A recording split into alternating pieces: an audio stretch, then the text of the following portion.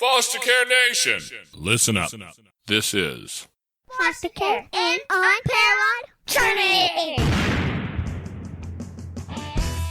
Strength for the powerless, courage for the fearful, hope and healing for wounded hearts.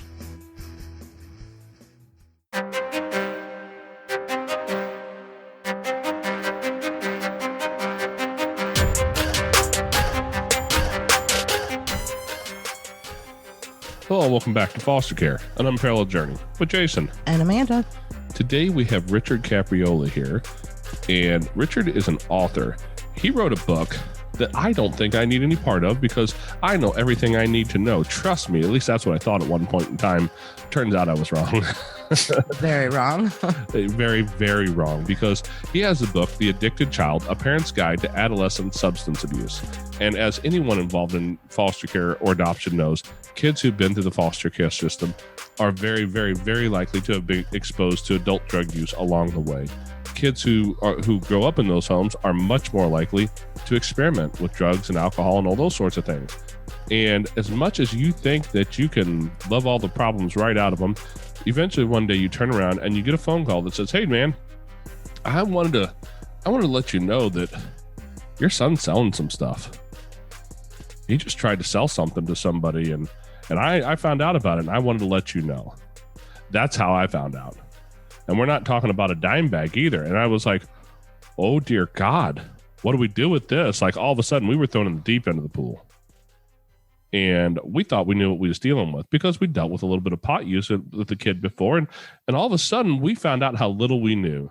And that's when I realized that I need a guy like Richard Capriola in my life to explain this stuff to me before I find out my kid was trying to sell some stuff. And we had no clue. Did you have any idea? No. I thought maybe he might be, on the weekends out with a buddy, maybe smoking some pot here or there once in a while. Nothing on the line of not just heavy use, but dealing as well. So, Richard, how are you doing today, man? Oh, thank you, Jason and Amanda. I appreciate you taking the time to talk about this important issue because I think many parents are in the same situation that you guys were in. I would sit across from parents many times and go through their child's history of using a substance and give them the diagnosis of a substance use disorder. And many times they would look across at me and they would say, I had no idea this was going on. Or if they did suspect their child was using a substance, they would say something like, well, I sort of thought something was going on, but I didn't know it was this bad. So after I left Menninger Clinic, where I worked for over a decade with both teenagers and adults, I decided to put this resource together because I wanted parents to have the basic information about adolescent substance abuse so that they felt better prepared, better educated, more knowledgeable, and less afraid of what can be a very, very upsetting time in their lives. Oh, absolutely. Talk about upsetting when you get that phone call or you find out when you wake up at 10 o'clock at night and your bedroom reeks of pot because your son's an idiot and doesn't think it makes any sense that the cold air return vent in his room is going to suck something right through the house. And he's surprised that I know about it. Come on, man. Like the whole house is smoked up and that was crazy. Like that's been a fight we've had to fight. Yeah. And it's a problem. First off, teens are stupid. In case any parents were out there were wondering, if you were a teenager, when you were a teenager, I promise you were stupid too. My dad has affirmed that in the past to me that I was a stupid teenager. But as stupid as they are, sometimes by the time you start to realize just how dumb they are, it seems like it's too late. So, and Richard, I know you said you've been working with kids for years on this. What's kind of your background in all of this? Where did you step into the substance abuse problem and where is it taking you in life? Well, I actually had a long career in education as a school administrator in Illinois for over 30 years. And towards the end of that tenure, I began moving into mental health. I worked at a regional mental health crisis center.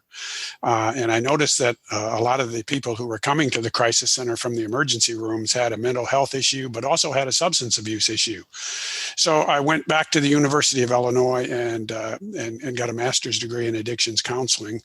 And after a while, I accepted a position at Menninger Clinic in Houston, Texas, which is a large psychiatric hospital serving both adolescents and adults. And I was hired to be an addictions counselor at Menninger Clinic. And I worked there for over a decade, treating both adolescents and adults diagnosed with mental health, psychiatric, and substance use disorders. And in working with so many adolescents and their families, that's where my passion really came from, to help parents and to give them the resources that I have in my book. So I set about, after I retired, to write this book, and I wanted to keep it short. It's only about 100 pages. I didn't want to load it down with a lot of scientific jargon and a lot of research. I wanted it to be user-friendly so that a parent could read this book in a short period of time, keep it as a resource, and feel that they have the information and the knowledge to not only better understand adolescent substance abuse, but also how it's different than adult addiction, and what resources and tests you should get, and what help you may need for not only your child, but yourself. Well, I will tell our listeners that you are correct. It's not a very long book. It only took me a couple of days to read. It's very user friendly. And I thought I knew quite a bit about drugs. We've had several kids. I grew up in a drug home.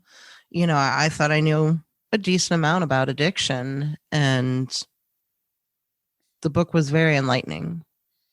Well, thank you. I appreciate that feedback, because that just reinforces what I hoped I was going to accomplish with it. So thank you. Thank you for that feedback. I also have to tell you one other thing. I don't think you're doing retirement right if you're still, if you're still working, but I'm glad you're not. Don't get me wrong. I'm glad you're not. But I have this idea of retirement that involves like a lazy boy. I've got one of those too. I spend more than my share of time in it, but the pandemic has sort of isolated me here. I'm just outside of Houston, Texas, and unfortunately, because of this pandemic, like so many other people, we've been sort of locked down. My wife and I haven't been able to travel as much as we would have liked to, but hopefully that's changing now. Yeah, it seems to be changing some in our neck of the woods, and Texas, I know, has a kind of a different view on most things like that. So I'm certain it's and you got plenty of places to travel in Texas. I've been there. That's a big place. It is a big state. It's amazing how large it is and how many different places there are and how spread out everything is. But hopefully we'll get back to doing some of that soon. Hopefully. Oh, yeah. Well, let's just dive in here. Where do parents start with their kids? Well, hopefully they start at a very early age, preteen years, in developing that foundation of trust. And they develop some really good listening skills that every parent can learn and every parent can practice. When we talk to people, we're pretty good at hearing the words that they say, but we're not so good sometimes at listening to the feelings that are behind the words. So I encourage parents, regardless of the age of their child, to really work on and develop that skill so that when you're talking to your child, you're not just hearing their words, you're hearing the feelings behind those words, and you're able to reflect those back to the child.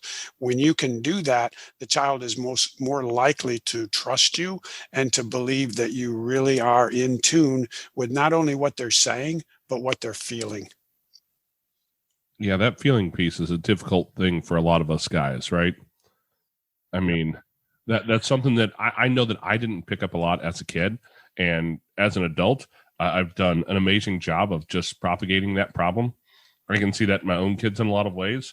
And I've been slowly trying to figure out how to work better on that. But when you don't pick up the feelings, when you're not picking up what they're saying with their emotions, with everything other than the words, what are you doing there that's causing those problems? You're not affirming them. You're not affirming the fact that they have some feelings that may very well be driving their substance use. Many of the teenagers that I worked with, when I asked them to help me understand why they were using a drug like marijuana, the answer that came back was, it helps me with my anxiety. So if you just focus on the drug and you don't get an understanding of why the child is using a substance, you may very well be missing an underlying issue that needs to be treated as well. If you just treat the marijuana use and you don't treat the anxiety, chances are that the child's going to relapse very quickly and begin using more of the drug or move on to other drugs. Okay, well, I think I can give a great example of the wrong way to handle that, because I did. When one of my kids was, when we found out he was using a lot of marijuana, actually, I don't know how deep, I don't think he was that deep in, honestly. I think he was a few months into having messed with it with his friends. And when we found out, basically, we ended up having to schedule something of an intervention with a couple other families. And we ended up having to do that at the exact same point when my grandmother was laying in a nursing home, passing away. And so, as you might imagine, as much as I'm terrible at expressing emotions, I had plenty of that one anger emotion that was coming up in me at that point in time.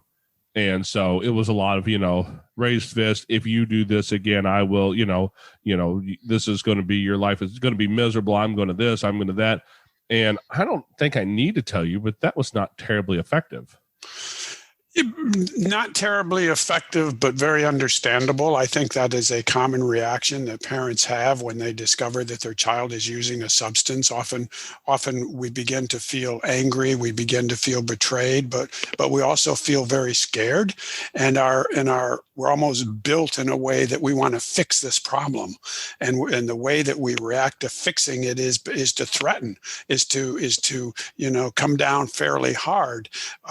So I think that's a common response that a lot of us will have, but we need to understand that in most cases that does not work out very well. So that might be your initial reaction. Maybe the first time or the second time you talk to the child, that might be very well how you act. But hopefully, as you begin to have more conversations, that anger and that fear sort of turns itself down, and you begin to calm down so that you can approach the situation in a little different way and begin to try and have a conversation where you're focusing on trying to learn what's motivating the child to use this substance. Yeah, that would have been helpful to know back then. we maneuvered through it with that when he's done grown up and been off to the Army and got married and finished his time in the Army and living a successful life. So fortunately that one didn't ruin his world. But as a foster family, one of the things that a lot of our listeners are going to know is that some of these kids come to your house and you don't know their background. You don't know if they've been using for 6 months or a year. You don't know what they've been exposed to. We have one kid who we knew him ahead of time. We knew the family. And we also found out after he came into care that he tested at 1 year old positive for weed, coke, heroin, meth, and oxys at 1. Now, obviously, he doesn't have the addiction issue going on. It's not his responsibility. He's not the one doing it, but he's got that in his body now. It's in his brain at 1 year old. Do you have any idea how that affects some of these, how that will affect his teen years? Because that's one of those big question marks we still have looming in front of us as we go, what are we going to have to deal with here in a few more years? Yeah. Well, I think the fact that you understand the child's history and the child's background, the child's vulnerabilities and risk, I think puts you in a situation where you are better prepared to be able to deal with this and to begin to build that environment which will substantially reduce the risk that child will go on and get into other drugs. So I think the fact that you have that background, you have that information, you know what the past has been, puts you in a position now where, yes, that child may be more vulnerable, but when you know a child is more vulnerable, you can construct a protective environment that recognizes that vulnerability. Hey there, Foster Care Nation. We'd like to take a quick minute to step out of the podcast here and ask you guys for a little bit of support. If you could share an episode with people, friends, in a group, with family, anywhere where there's somebody who would like to hear this. Also, if you'd like to join us and support our mission, a couple dollars a month would be really helpful. You can find us on Patreon at patreon.com/fostercarenation. Now back to the show. And what does that protective environment look like for him and for us as parents? I think, how old is he now? 7. Yeah. Sorry, they 7. change every year, so I lose track. Yeah.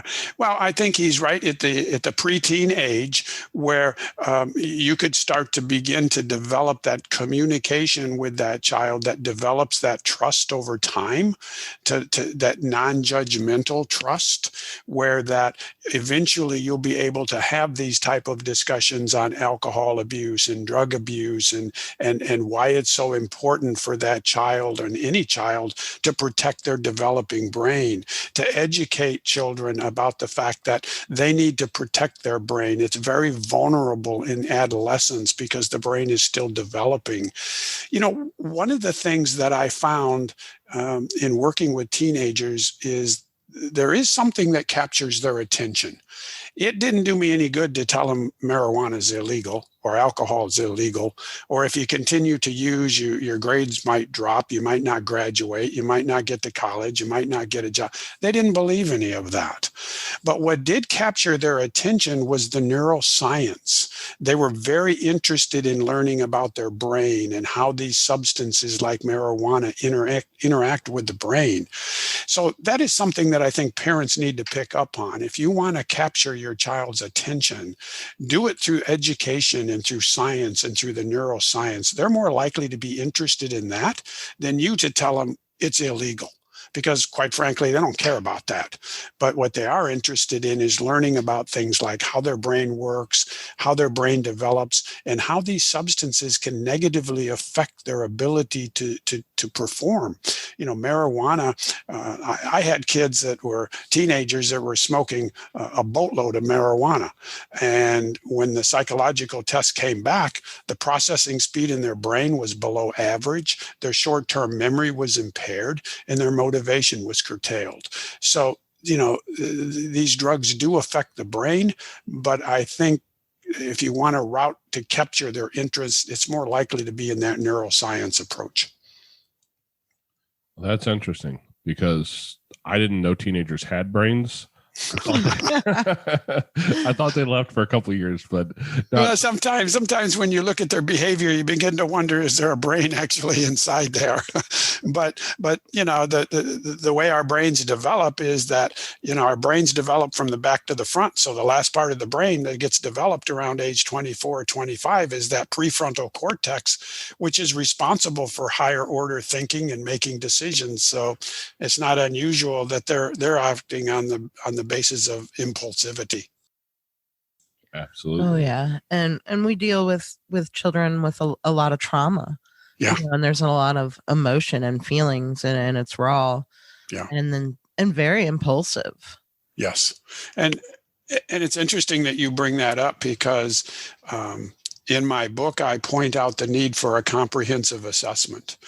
You can't just look at addiction. You can't just look at an addictions assessment. You need that comprehensive assessment because in some cases, certainly not in all cases, but in some cases, there is an underlying psychological issue that's driving that child to use a substance. It might very well be trauma from their past. It might be some type of an abuse that they were subject to in the past, or it might be an emotional issue like anxiety or depression or an accompanying eating disorder or self-injury. So it's really important to get these comprehensive tests done so that as a parent, you have a comprehensive picture of what's going on, not just the drugs, but everything that's going on.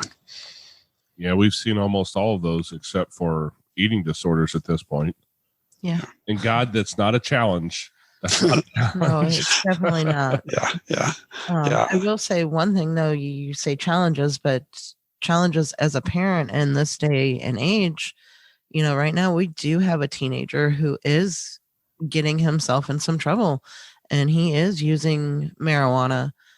And at this day and age where we're located at in Missouri, we're having a real hard time finding resources to help a child that is only doing marijuana. Yeah, that's sad because, whether it's marijuana or any other illicit drug, these kids need help, and they need an intervention of some sort, and they need treatment of some sort. And if you're located in an area where that treatment is very sparse, I think that makes it much more difficult to deal with this issue. And I can't think of anything that puts a parent in a more vulnerable situation than knowing there's a problem, but not having accesses or resources to get help to solve that problem.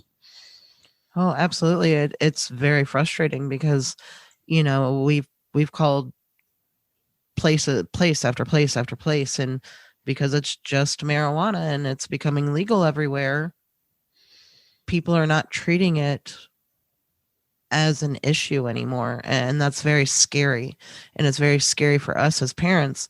Like you said, parents that are trying to do something to help their children and cannot get the resources. Yeah. Yeah. And it may be that at that point, the resource that you have is some type of counseling, either through the school or the mental health system, but some type of intervention, that at least opens up the counseling approach for that child. Yeah, we're actually looking at some school-based therapy. That all came kind of around as an access point right at the end of the school year. So we'll see how that works out next year. But yeah, it's definitely a challenge for parents to look at and realize, But I also wanted to kind of go back a little bit because as foster parents, we get kids who show up at our house sometimes, and you do not have that bond with them. You don't have that trust with them. And sometimes, depends on your locale. We haven't had it too bad here, but sometimes you might have a kid who's been in 12 homes in the last 2 years, and they show up at your house. And so you don't have that. Not only do you not have the connection with them, they have this idea that there's no connection to be had anywhere they go for good reason, no fault of their own. But having that connection with them is really difficult because they don't believe it's there. So where do you go when you can't have that real communication with them?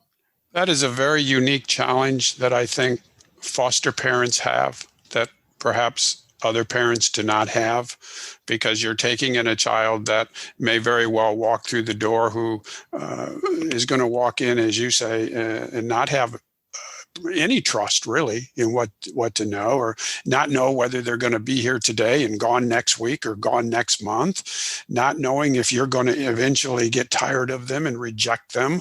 And so I think, that it has to begin with building that trust, and that's going to take patience, and that's going to take time. But it is so important that trust be developed. Your challenge might be a little bit more difficult because the child is coming in with a notion to not trust you and is going to try and feel you out and take some time. So it might take a little bit of time, but it's an investment. It's an investment in that child. It's going to be frustrating. It's going to, as you guys know, but it has to begin with, number one, making the child feel comfortable, feeling accepted, and feeling trusted. When we ask kids, what is it that keeps you from talking to your parents about things that are bothering you, the number one answer that comes back is a fear of being judged. So many of these kids actually fear being judged by their parents. They want that trust. They want that approval, but they're not sure that it's going to be there. So as foster parents, I think your challenge is much more difficult, because many times, as you say, the child walks through the door immediately not trusting you, immediately being suspicious, and you have to work with the understanding that that's what you've got to deal with. Well, you said something there that I think is interesting as well. That judgment piece, right? Yeah. That's huge in every human that I've talked to. That it's just a huge part of what we deal with now. And here's where I'm going to kind of slip off the rails of the crazy train a little bit, because I grew up in a church that To my recollection of the way they handled their idea of religion, judgment was almost a core value. Not that it should be, not that they said it out loud, but it just really was. It was part of that world. And do you see a lot of these issues that fly under the radar in families who can't believe it because, they grew up in church, and they have all this, but still it's showing up in their families as well, even though they don't see it. And then it's harder to notice because you expect it not to be there. I think there's a lot of preconditions, a lot of judgments that come into the entire system. Parents take their background and their history, and that plays an important function in terms of how they're going to deal with this issue, how they're going to react to it. So it's not a simple equation. It's often very complicated by the parents' history and the family that they grew up in, and the society that they grew in, and their religious influences and their ethnic influences. So, every situation's different, but there are so many complicating factors that there isn't just any general rule that applies to everybody. I think what worked really well for me was my father was a cop, and he was also allergic to marijuana. And so if you smoked, or you were standing by your friend and they smoked a joint an hour ago and he pulled you over for speeding, he'd have an immediate allergic reaction and he'd know what it was. And he'd ask you who'd been smoking. Mm-hmm. So as a young man, I was really well versed in the idea. If I come home and tried smoking weed, I was going to cease to exist pretty soon. Because he was of that generation that said, look, I brought you into this world. I can take you out of this world and make another one that looks just like you. And no one will ever know, boy. And I'm pretty sure he was serious. That'll make an impression on you. Yeah. And for me, that really did work for me. I was one of those kids that listened, for that and a handful of other reasons. But that does not seem to be that idea is not an idea that works in today's society pretty much. No. That generally will not work well. Kids will react in a negative way to threats, and that forces them to go underground and to become even more secretive. And they're already very clever at hiding these things. So I think that approach just forces kids to become more secretive and more determined in some respects. That's been our experience for sure. And I know that weed is probably, weed or alcohol, but probably weed today is the most prevalent drug that kids are using. Have you seen any uptick in some of the other drugs? Yes. Alcohol and marijuana are still the most popular drugs that are substances that teenagers are attracted to. That's been true for a long, long time. There is some use of illicit substances, the hardcore drugs, but it generally is less than 5% of, say, seniors in high school. But what we have noticed in the last few years that is rather alarming is a substantial increase in vaping substances like nicotine and marijuana. There has been a substantial increase in adolescents who are turning to vaping. For example, 3 years ago, the percentage of high school seniors that were vaping nicotine was 18%. Today, it's 34%.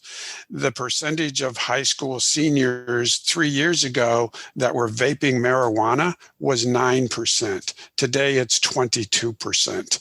So, this vaping of substances, whether it's marijuana or nicotine or flavored ingredients, has become really popular among these kids because it's easy to disguise. Some of the instruments that they're using are many parents wouldn't even recognize them. Some of them look like USB drives.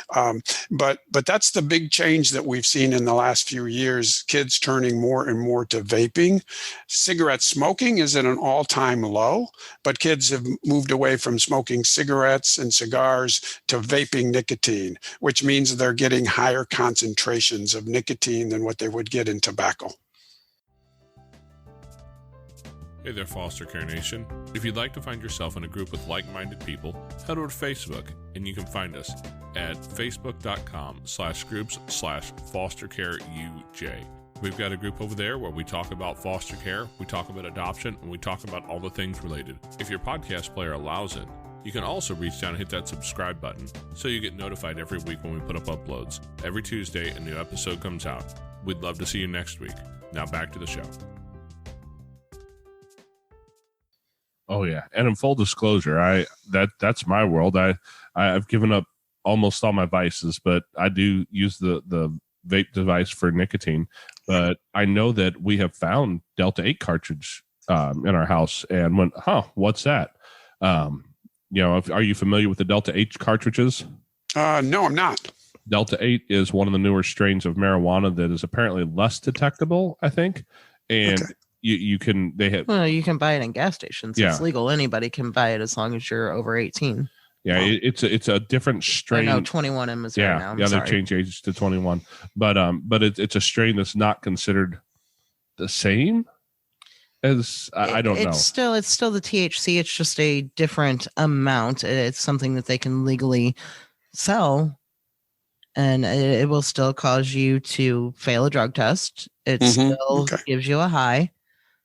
But they look just like vape cartridges. So parents don't even know, they may think that their child's just vaping, and nicotine, but they're getting high. But it's marijuana. Yeah. Well, there's no doubt that this vaping among the adolescent population has become a serious issue. And like I say, the percentage of kids, percentage of high school seniors that have turned to vaping in the last 3 years has just grown at very high levels. So it is a concern, and I think parents, for the most part, are unaware of it. It's something we were terribly unaware of what was going on with it. And, we were kind of thrown in the deep end of it because I knew about the nicotine side of stuff, but I had no idea that there was so many options to vape marijuana these days. And I know, talking to some of our school administrators, that's become a big problem. Kids go to the boys' room, and you can usually get away with it because it doesn't have near the odor. It doesn't, it's much more hideable. Yes. And I think that appeals to a lot of teenagers, the fact that it is hideable, not detectable as easily. And it can be used very quickly. Like you say, they just go off to the boys' room or to the gym locker room or somewhere and take a few hits, and, they're done. What age, it used to be, when we were kids, high schoolers, but now it seems like the younger kids, middle schoolers, 10 and 12. And, what's our age range that parents should really start being concerned? I would start to be concerned at very, very young ages, preteen. We tend to see pre-teenagers, kids as young as 8 and 9 and 10 years old. If they're getting into substances, they're more likely to get into what's called inhalants, which are common household products that you might have around the house. They have an odor to them. They will get a very rapid high. Some of these can be very toxic. They could be paint thinner. They could be paint. They could be glue sticks. And kids will learn about this, and then they'll try it. And the issue with that is it gives them a very high concentration. It gets them high real quick, but it doesn't last very long. So they tend to repeat it over and over and over again. And because their brains are less developed than a 15 or a 16 or 17-year-old, it can become really very toxic. So there is no one age at which I would say, okay, you need to be starting to get concerned. I would be concerned at a very young age. And that's why knowing about this information, being educated on it, whether your child is 5, 6, or 7, there is no ideal time to start. I would say start as early as you can. Okay. Yeah, I see in your book here, you've got a whole list of the different types of drugs. And I mean, quite frankly, I would look at this as a parent 5-10 years ago and be like, yeah, I don't have to worry about hallucinogenics. That's not a thing. No, actually, that has been a thing. The inhalants, what is it? I have some right here in my desk drawers, dust off, and come to find out, apparently that was something that was being used by a lot of kids because basically it just it deprives your lungs of air, puts a different chemical in there that's supposed to be just compressed air. So they assume it's perfectly safe for them. And there for a little while, there was kids dying for using compressed air. Yeah. And I think most parents are completely unaware of this. How many parents have, these inhalant substances around the house? Some of them are cleanings, solvents and things like that we all have. The other thing is, how many parents have over-the-counter and prescribed drugs in their medicine cabinet? And my advice is, if you have any substances, whether it's prescribed or unprescribed, or if you have alcohol, you need to secure those as a parent, especially when your child gets into those teenage years, because believe me, these kids are very clever at raiding the medicine cabinet and taking a portion of the drugs that are there. Yeah. And I found out years later, because my oldest son is in his mid-20s now and grown up and married and been through the military and has a real career now. And he's told me a few of the stories. If I had a wine bottle in the refrigerator, he realized that if he put water in there after he drank some of it, that I would be able to tell, because the color would change. And he'd take Kool-Aid and put a red Kool-Aid in a red wine to fill it up because it has flavor and has color. I was like, dang, kid, I didn't think you were that, like, at that age, I didn't think you were smart enough to. Oh yeah. I had one patient who would raid his parents' medicine cabinet, but he would go for the gin or the vodka because it was clear liquid, and he would take what he wanted and then just replace it with water. And that went on a while before the parents finally caught on. So they're very clever at how they can use this stuff. Absolutely. Now you talk about process disorders in here a little bit. Can you talk about that? Yes. We have what we call chemical disorders, and that's the alcohol and the drugs. We have process disorders, which tend to be behavioral type disorders, but they carry many of the same characteristics that a child who's using alcohol or drugs have. They become very compulsive, they can become destructive, and they can have severe consequences. Examples would be a child who's developing an eating disorder. That's a process disorder. A child who is harming themselves, maybe cutting or burning on themselves. A child who is immersed in video gaming. Even cell phone use now can become a compulsive use. So these compulsive behavioral addictions carry with it many of the attributes that we find with chemical addictions. Primarily, these tend to cause a rush of dopamine in the child's brain. Dopamine's a pleasure chemical. When we have a rise in dopamine, we feel pleasure. So if we go on a date, we go to a movie, whatever it is, and we feel a great sense of pleasure, it's because dopamine rises in the brain. Well, with all drugs and with many of these process disorders, they cause a huge surge of dopamine in the brain, and that gives the child the pleasurable feeling that they have. But these process addictions are important because many times they will accompany a child's chemical addiction. For example, I had one young girl who was using a lot of marijuana. She was also cutting on herself. They were both ways in which she could deal with an intolerable thought or feeling or memory. So the message is, if through a comprehensive assessment you discover a child has a process addiction, that needs to be treated along with the chemical addiction. You can't just treat the marijuana and not treat the self-injury, or you can't just treat the self-injury and ignore the marijuana. And usually what you will see is, if a child is deprived of one of these coping skills, say the marijuana, the self-injury might very well increase because they rely then on the other coping skill to deal with whatever underlying issue they're dealing with. But it's important that if you suspect your child has an eating disorder or a self-harming issue, and I list the warning signs for those in my book, you need to get an assessment on that as well. I have a friend of mine, we'll just call him Bob, and Bob was raising one of his relatives. And it was a young girl, and she was going through exactly that. I mean, there was eating disorders, there was cutting, there was marijuana use. It was a lot of those sorts of things. And he talked to me about it because I know the guy. I work with him. We're friends. And I would try and give him help. And and then come to find out his daughter actually, they believe, was suffering with reactive attachment disorder. And I don't know if you're familiar with that one, but that's a rough one. And turns out all the advice it gave him was really terribly unhelpful when you're dealing with a mental disorder on top of because at a very young age, there was a reason he was raising her. At a very young age, she'd experienced some pretty significant sexual trauma and that sort of thing, along with some abandonment from family members, all that sort of thing. So she had a lot of mental stuff, a lot of trauma, and it was feeding into 2 or 3 different problems, all manifesting in different ways. And so when you begin to add those mental disorders on top of that, where do you go when you have that much stuff all at once in one kid? I saw a lot of kids like that because I worked in a psychiatric hospital. So most of the kids that I came into contact with had as a primary diagnosis a psychiatric disorder or an emerging psychiatric disorder, as well as a substance abuse disorder. And that makes treatment much more complicated.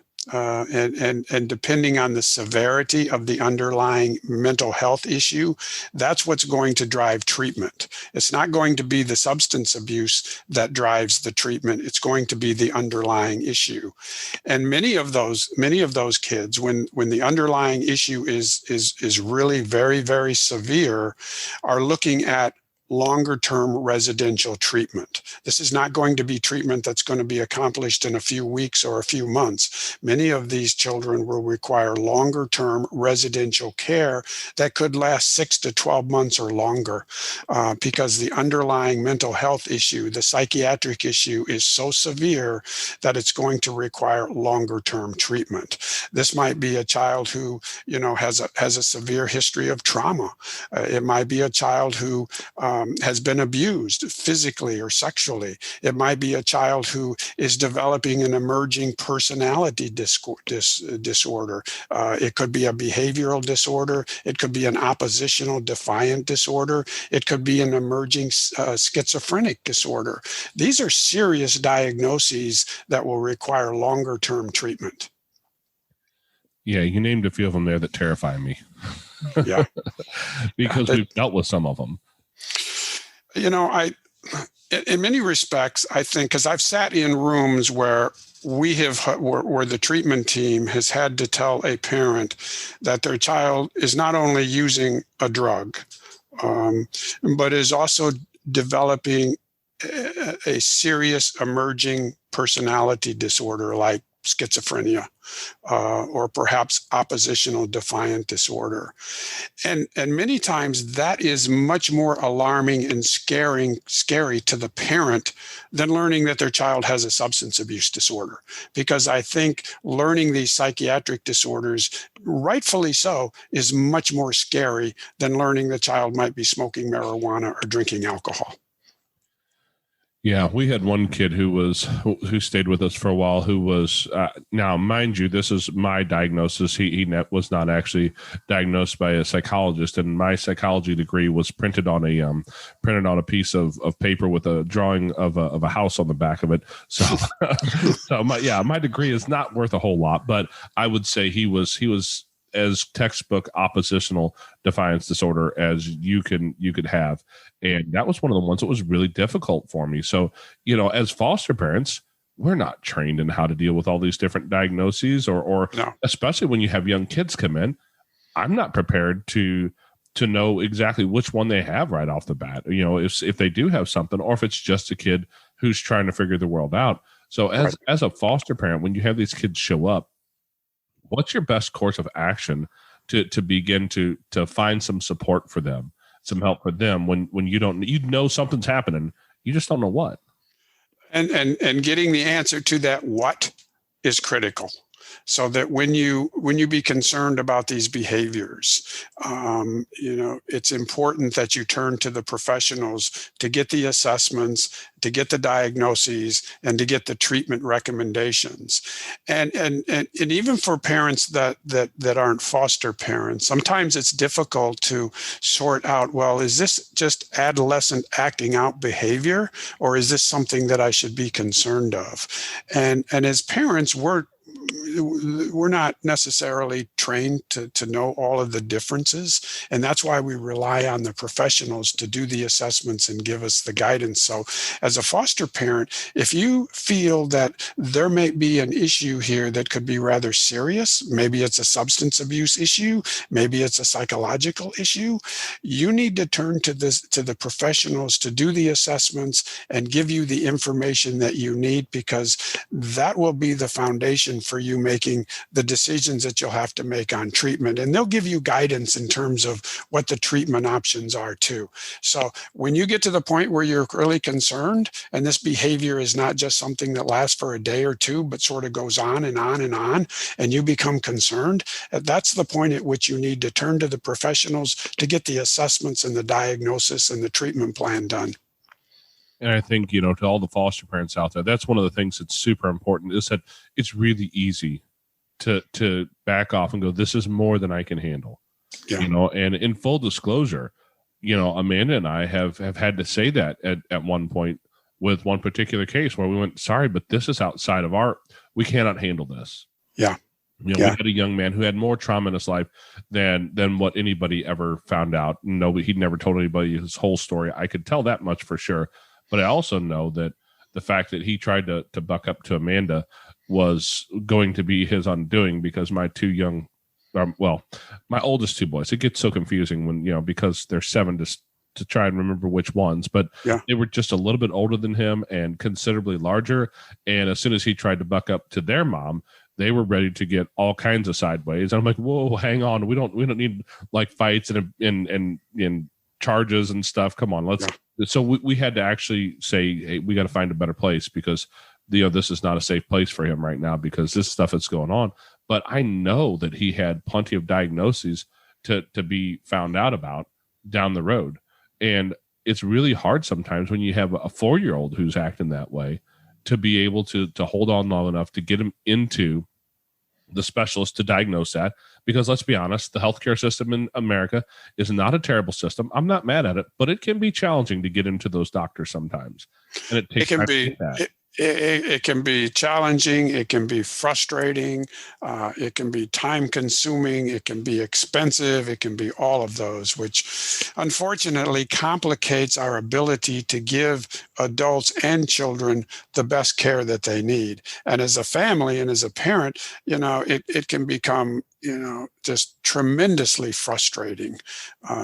But we get back to the point that you raised earlier, when as a foster parent, these kids coming into your home, you don't have the advantage of knowing an awful lot about them. You might have a little bit of history, but you're going to go on what you see and what you observe, and your tolerance for being able to deal with it. So, it's a real challenge for foster parents, because you're going down a journey that you don't have a lot of information on. Oh yeah, you're 100% right there. We've had so many situations where they show up and you have a story that's about 3 lines long, and that's all you know about the kid. And as the case moves forward, you get this whole thing, this whole story laid out that you go, holy crap, this is way bigger than I ever thought it was going to be. This is a big deal for this kid. It's not a simple, mom and dad were living in some filth and needed somebody to come in and help them understand this is how you're supposed to live. Let's get this place cleaned up. And, that one's typically not a terrible one to get through. But when you start dealing into, one particular young man I'm thinking of, mom was, I don't know that I ever actually heard what she was diagnosed as. I'm going to say somewhere between crazy and evil would be the best description for her, because I did find out about some of the abuse that this young man had dealt with, and it was absolutely horrific. And mom had some significant mental health issues on top of that. And dad at the time had some substance abuse issues on top of that. And so this kid comes in, and literally I think he was 3 when he showed up at my house, and he had a 3-word vocabulary. So learning how to deal with all that, like that was a big deal for us.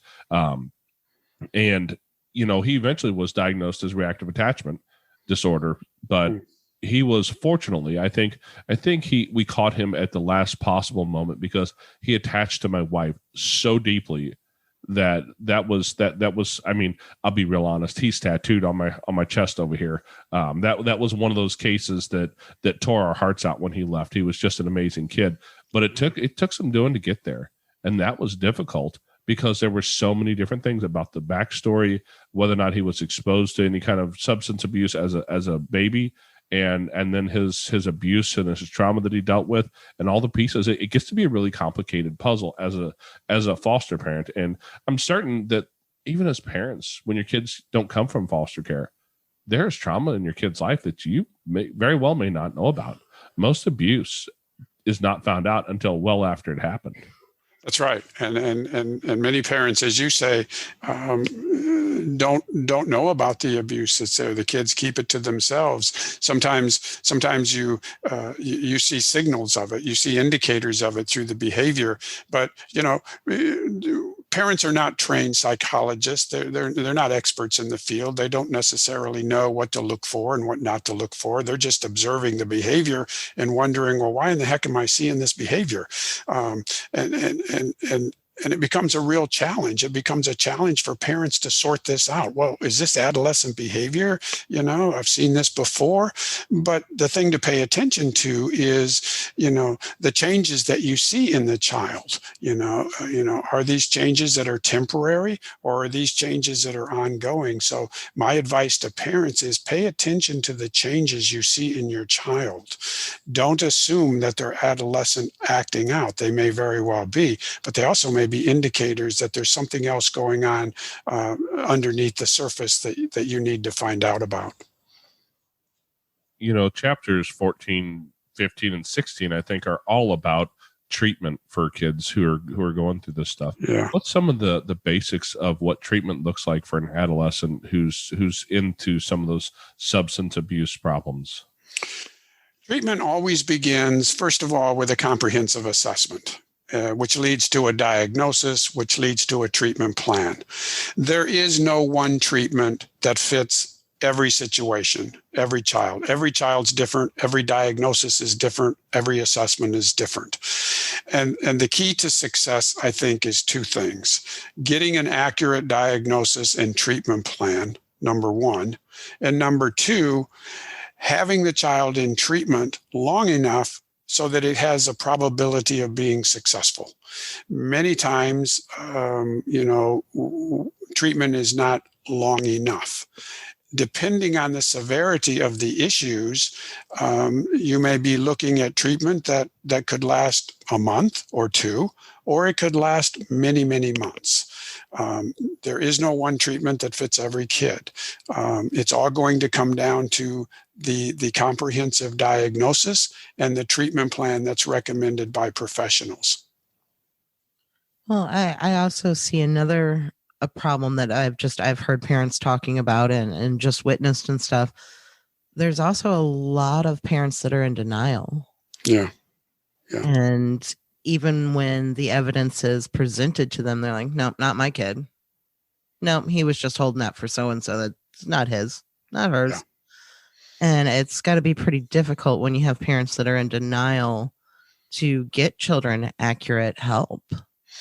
It is, because they live in their own world of denial, which means they don't want to accept reality, even though they're seeing the consequences of that use every single day. They tend to write it off. They tend to not want to believe it. Sometimes it's out of fear. They don't want to believe that this is going on. But that's just going to complicate the ability to get treatment to that child, because the parent's going to live in their world of denial. Eventually, it'll break through, but it may break through in catastrophic consequences. But the fact that the parent is in denial, doesn't want to accept the facts that are presented to them, complicates the issue and makes it much more difficult to get help for that child and for the family itself, because in those situations, it's not just the child that needs help and treatment. It may very well be the treatment, the entire family needs treatment too.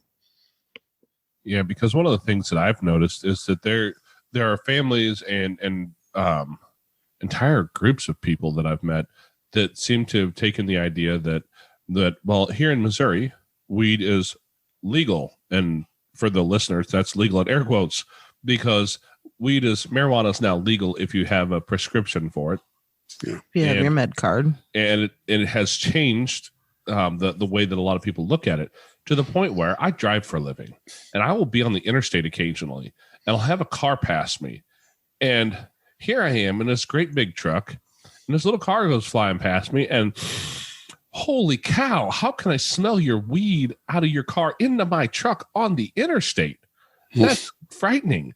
And I'll go to certain places, you go to some gas stations and people, like, the place just begins to smell. The whole place smells of weed. And it's this idea that weed is quote unquote legal. So it's more or less okay for anybody to use it or have it or own it. And it terrifies me the way that is looking to kids and changing their viewpoint on it. Well, I think that is a problem, because we're making marijuana more and more legal for adults throughout the country. And kids have the perception that if it's okay and legal for adults, it can't be that harmful for me. The problem with that is again the brain. The adult brain is different than the adolescent brain. So I don't recommend that adults use any illicit substances, whether it's marijuana or cocaine or methamphetamine or any drug. But when it comes to marijuana, kids do have this perception that if it's okay for adults, how harmful can it be? Well, it can be very harmful for your developing brain. And I think that's the component that people miss out on, that many things which might be so-called okay for adults are not okay for adolescents and can have some serious consequences for that developing brain. Okay, I have to ask the dumb question now, because here's what I've heard so many times. Man, God gave it to us. It's from the earth. It's God's medicine. What do you say to that one? Poison ivy is from the ground too, but I don't recommend people play around with that either. All right, here's some belladonna for you. So that argument of, well, it's it's just naturally growing out there, doesn't necessarily mean it's healthy. I've had that a very similar answer. Mine is usually what was it? Socrates that he had to drink. I can't remember. Hemlock. That's what it was. Hemlock will kill you. It was a way to kill people back in the day. Yep. And I don't think it should be considered safe just because it came from the earth. Yeah, I've heard that argument too. And, it just doesn't make sense. Yeah. And the addiction factor is another one, because, for weed again, and weed is the most common one we see problems with. But I've been told, there's no addiction to it. And I'm sorry, but I have seen it. I've seen it firsthand in the lives of people I've known. And there's definitely an addictive factor to that really affects a lot of people, especially young ones. Absolutely. This idea that you cannot become addicted, and that's not a diagnosis. We don't diagnose people as being addicts, but definitely it can become what we now call a substance use disorder that can be in the severe category, which complicates people's lives and can have disastrous consequences. Absolutely. And another one that I've seen, my son told me about what was going on in high school when he was in high school. And mind you, we're in rural Missouri. We're an hour or so outside of St. Louis. If I leave my house, I'm going to find cows long before I find a high-rise building. So we're in kind of a rural area. But if you went to the high school at the right time and knew when and where to look, like under the water fountain, you would leave your purchase price and stop by later to pick up your pills. What is the one that they use? Ritalin. That's one of them. Ritalin. There's another one that they use a lot, but those sorts of prescription drugs that kids are selling that was prescribed for them, and they found that they can sell it in the school very easily. Yeah, things like Ritalin, Adderall, those are prescribed and are being abused and sold by other kids, and that brings up the issue that no matter where you live, no matter what school your child goes to, no matter how much money you make, all children are vulnerable to being captured by some type of substance abuse. There is no totally protected child, and all children are at risk of abusing, whether it's alcohol or drugs. All children are at risk, and parents and foster parents need to understand that that is a risk that all children are vulnerable to. Absolutely, because you can go, and I don't care what ethnic group you go in, socioeconomic group you go into, it is everywhere. We have a worker who used to work in our small county out here who moved into a more affluent county, a much larger county, and her biggest, the biggest difference she said she found was that now it's more commonly that she's in a house removing kids from people who have bigger, nicer houses than she could possibly ever afford. Jobs she's got. Before, it tended to be more people who were in a lower socioeconomic stratus and had smaller places, and that's the only difference. But it's just as much abuse of both physical abuse and drug abuse and all of that. It doesn't seem to be different based on who you are, where you're from. And that's a good message for every parent. Don't assume that that your child is exempt from being vulnerable to substance abuse. That's a very dangerous perception to have. Yeah, as a matter of fact, money tends to make it easier for kids to get a hold of that stuff. It can. Well, and there's so much shame wrapped around all of this for parents and children. That's an excellent point, because it brings out the issue of stigma. There is a stigma still associated with mental health disorders. It's getting better, but there still is a stigma associated with mental health issues. But the stigma with addiction and substance abuse is much more severe. We tend to look at addicts, people who are using drugs in a much more negative way than we will for any other disease. And we've finally gotten around to seeing that addiction is a disease.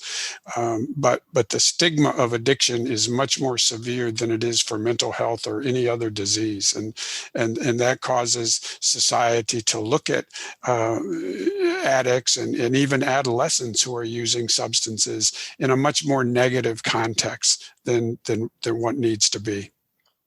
And listeners of this podcast will have heard me say this a million times, but I'm a member of a dad's group online. It's based on Facebook, and so it's a place where guys actually talk openly about a lot of hard things because, well, quite frankly, because they do an excellent job of policing that group and keeping all the nasty stuff that people tend to throw out at bay, and we don't allow that in there. And so inside of that group, I've talked to a number of people because I'm very open about my story and the things we've been through and some of the stuff we've dealt with our kids. And, the story of finding out that your kid was selling drugs, not just using, but selling. Mm-hmm. I've had a number of dads reach out to me on the side, and the percentages of the number of people who are actually experiencing this is crazy. And in my real life, I assume those percentages probably hold about true to the same number. To date, I think I've had 2 different dads that I know. One of them is one of the kids who, one of my sons, is friends with his kids. So, obviously I've talked with him a little bit, but only one other friend of mine who's actually said, yes, this is what we're dealing with. My son was doing this. He's been doing that. I found him on the road down the street from the house, passed out the other night. When I came home, he was messed up on this, that, and actually talked about it. But for the most part, that tells me that most people are hiding it.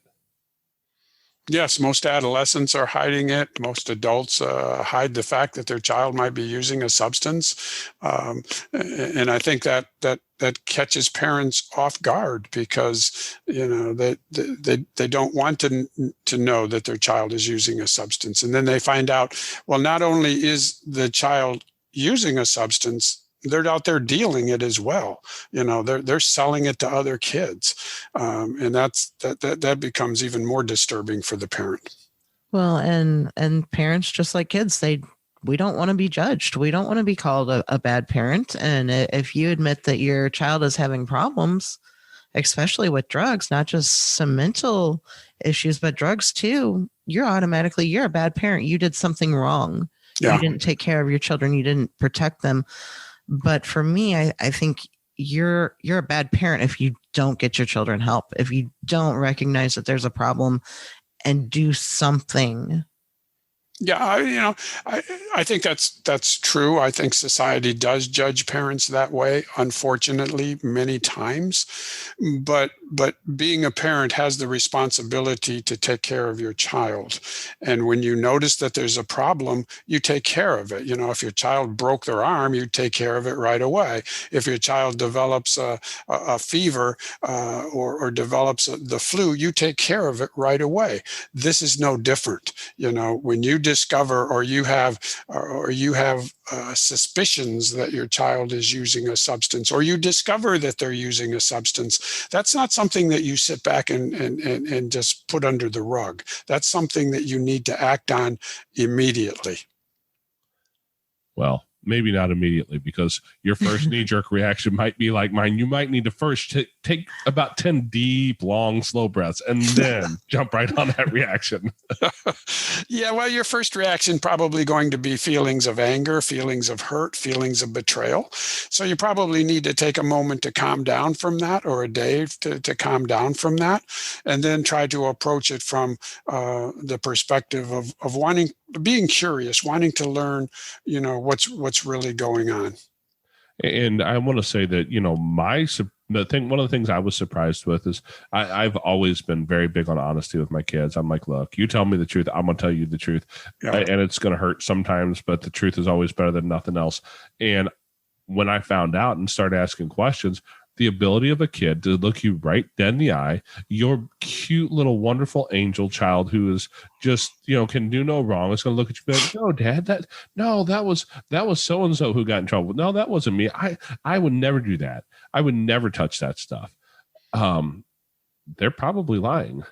And you have to be able to accept that. And that was a hard thing for me. Their ability to just straight up look you dead in the eye and tell bald-faced lies and not even blink. Well, and that's where you have to get back to being curious and wanting to understand why the behavior is that you're seeing. So if a child who says, well, hell no, I'm not smoking that marijuana. Why would you even think I would smoke marijuana? I wouldn't do that. Okay, then help me understand why I'm seeing the behaviors that I'm seeing. I don't know. I'm curious. I notice that you're doing this. I notice that you're doing that. I'm curious. Help me understand why I'm seeing the behaviors that I'm seeing, which caused me to be concerned that maybe you are using a substance. So the parent has to go beyond just the kid denying it, because the kid's going to deny it most likely. Now you have to focus on being curious about the behaviors you're seeing, and seeing if the child will eventually, maybe not right away, but eventually open up and start to talk to you about some of the reasons behind the behaviors that you're seeing. So you're seeing these behaviors. You want help in understanding why these behaviors are there. I love the fact that you have a good question like that to ask kids, because my knee-jerk question is, why are you doing this? Are you stupid? And that is not a very useful question, but I like what you're saying. Help me understand. Yeah, I mean, and kids are like adults. Nobody likes to be told they're stupid. Nobody likes to be told that their behavior is stupid, even though it may very well be stupid.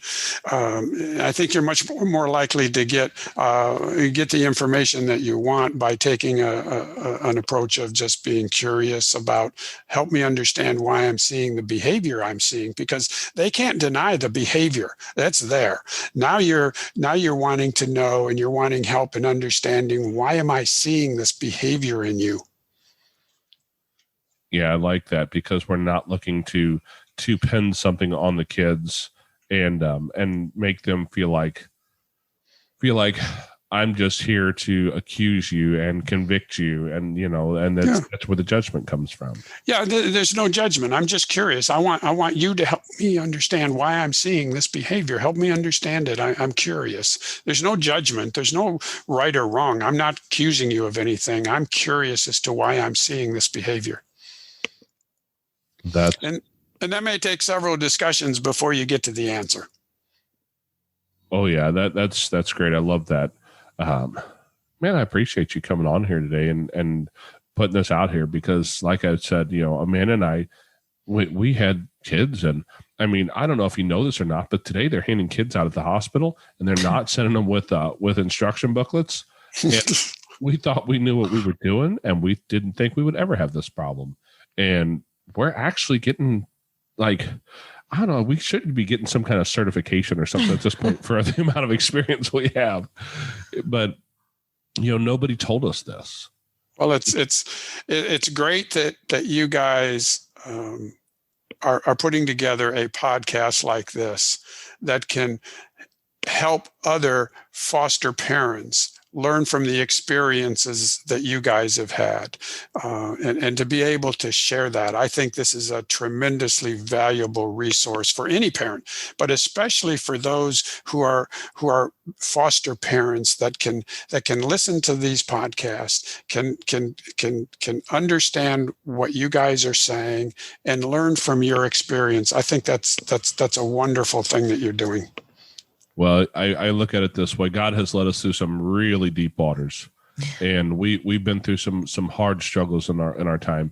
And if we make it to the other side and we don't share the lessons that we've had to learn, my God, how are we not wasting wasting those hard lessons? Yeah. And you're probably, a blessing to every foster parent out there who is feeling the same way that you guys have felt, who are looking for answers, who are questioning, are they doing the right thing? What do I do next? And they have the benefit of listening to your programs and your experience. So I just want to congratulate you on the work that you're doing and the outreach to other foster care parents.